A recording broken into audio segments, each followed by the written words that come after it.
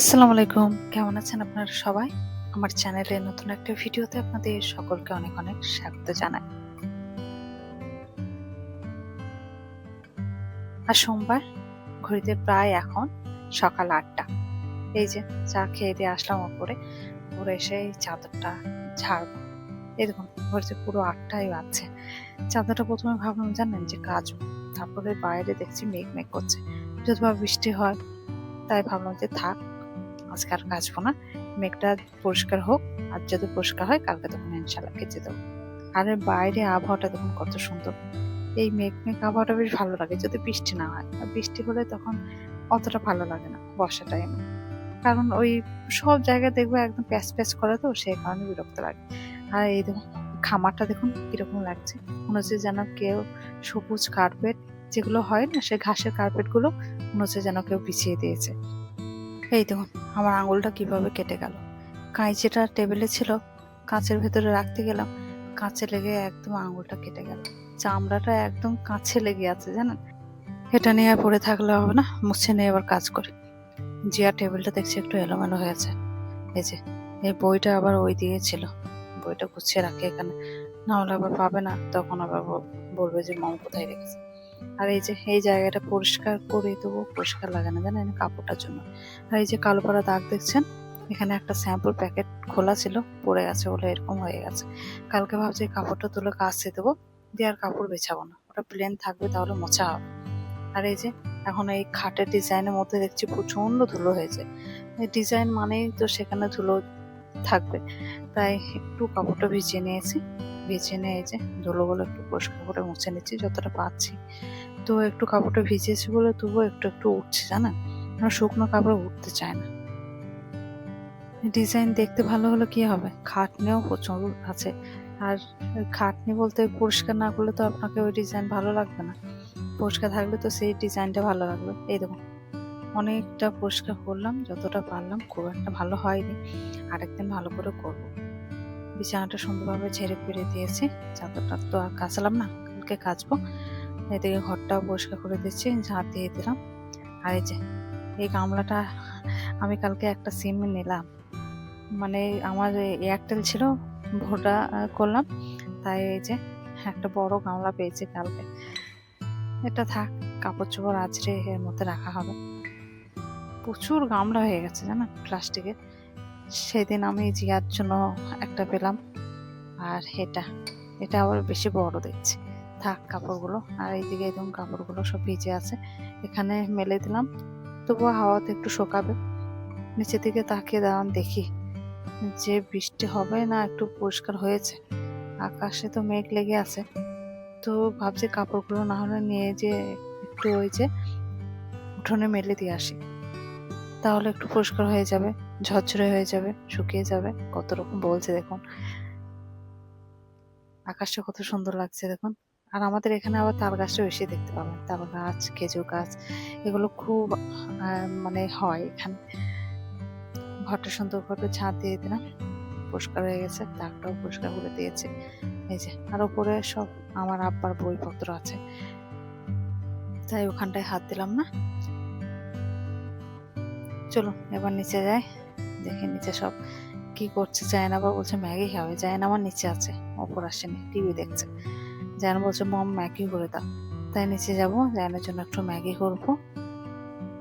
আজকে আবার জায়ান বলেছে ডিম দিয়ে ম্যাগি খাবে, ডিম পোস্ট করে দেবো, দিয়ে ম্যাগির ওপর দিয়ে দিই, ওটাই খেতে ভালোবাসে। ওই ডিমের সঙ্গে ম্যাগিটা পছন্দ করে না, তাই ডিম পোস্ট করে ম্যাগি করে দিতে হবে। এই তো জায়ান আমার উপর এসছে, আমার এখন এই কাপড়গুলো ছিল এগুলো ভাঁজ করছে। এই কাপড়গুলো দেখছিলাম বারান্দায় ছিল, তো শুকিয়ে গেছে, তাই আর নিচে আর গেলাম না। দেখলাম যে যখন শুকিয়ে গেছে থাক, এগুলো ভাঁজ করে রেখে দিই। এই দেখুন নিচে এসে এখন জায়ানের জন্য করছি ম্যাগি। তো জায়ানের জন্য 2 প্যাকেট করব, আর আমার জিয়া যখন টিউশন পড়ে আসবে যদি ম্যাগি খেতে চায়, ওর জন্য 2 প্যাকেট করে দেবো। তাই ম্যাগির মধ্যে আমি সেরকম কিছু দিই না, পরিমাণ মতো একটু নুন দিই, আর এই যে 2 প্যাকেট ম্যাগি মশলা দিয়ে দিয়েছি, আর কিছু দেবো না, আর একটু বেশি করে পানি দিয়ে দিয়েছি। এবার এটা হতে দেব। বাইরে সবজিওয়ালা এসছে, তো কি সবজি নিচ্ছে মাকেই জানে, আজকে কি করবে। তো বেশ এটা সুবিধা জানেন, যে বাড়ির কাছে একদম দরজার সামনে সবজি পাওয়া যায় নানান রকমের, যার যেটা পছন্দ হবে তখন সেটা নেবে। খাস করে যে আবার যেতে হবে বাজারে সেটা করতে হয় না। আর আমাদের এখানে তো হাট বসে, ওই রবিবারে বসে আর বুধবারে, ওই দুদিন হাট বসে। তাছাড়া বাদ বাকি দিন এই যে সবজিওয়ালারা আসে সবজি দিতে। এখন আবার হাটে কেউ যাচ্ছে না জানেন, আগেকার মানুষ রবিবার আর বুধবার আসলে সব যা মানে ঝোলা ঝোলা করে বাজার আনতো, এখন আর বাজার আনতেই দেখি না। এখন সব এই যে বাড়ির কাছে আসে বাজার, তো তাদের কাছে নিয়ে নেয়। ওটাও বেশ ভালো, ডেলিকার সবজি টাটকা বেশ নিয়ে রান্না করা হয়। আব্বা আবার বলেছে চা খাবে, তাই আব্বার জন্য একটু চা করলাম, চা টোস্ট। আমিও নিজে একটু খাবো আর আব্বাকে দিয়ে আসি। এই দেখুন মা আবার নিয়েছে চিচিঙ্গে, এদিকে এই দেখুন এইভাবে আলু কেটেছে, আলুটা আগে থেকে কেটে নিয়েছিল। তো এই আলুটা বেশ নর্মাল, খুব ভালো লাগে জানেন, পেঁয়াজ কাঁচা লঙ্কা দিয়ে একদম সিম্পল ভাবে। আর এদিকে চিচিঙ্গাটা ডিম দিয়ে করবো। চিচিঙ্গাটা এই দেখুন গোল গোল করে কেটেছে, আর এদিকে আব্বা আবার ডিম এনে দিল। তো ডিম দিয়ে চিচিঙ্গা হবে, আর বোধহয় ডাল করবে নাকি কে জানে। জিয়া যায় না আবার এই ডিম দিয়ে চিচিঙ্গা ভাজা আর ডাল, ওটা পেলে খুব খুশি, আর কিছু চায় না। ওইদিকে এই দেখুন কিছু সেরকম দেয়নি, শুধু একটু নুন আর এই যে হলুদ আর অল্প পরিমাণ একটু তেল দিয়েছে। এখন এটাকে সেদ্ধ করতে দেবে, সেদ্ধ হয়ে গেলে তখন পরিমাণ মতো তেল দেবে, তখন ডিমটা দেবে। এদিকে দুধটা নিয়ে আসলাম, দুধটা ফোটাতে দেব। ওপর আসলাম, এই দেখুন জিয়া আমার চলে এসেছে। জিয়া জায়নের জন্য চকলেট কেক নিয়ে এসছে, ওটা পেয়ে ভীষণ খুশি।